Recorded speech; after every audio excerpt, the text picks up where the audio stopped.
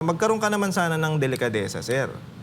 Talagang kung hindi mo kayang paliwanag o kung hindi mo kayang sagutin yung mga tanong ng taong bayan at hindi nyo kayang masasabi nating mag-manual recount, umalis ka na dyan. Ang tingin ko dito, talagang yung courtesy resignation na sinasabi ni Marcos, yung pakulo ni Marcos, talagang ano lang to, style lang.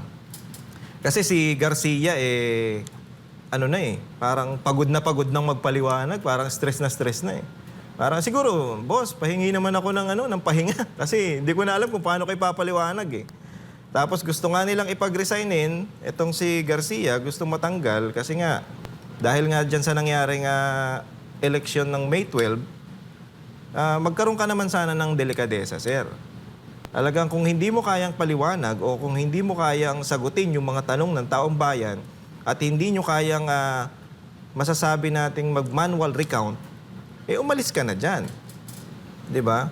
Kasi ano pang ginagawa mo dyan kung hindi mo mapapatunayan o hindi mo mapapakita sa taong bayan at hindi mo masasabi natin na makikita ng taong bayan na patas yung May 12 election, umalis ka na talaga dyan.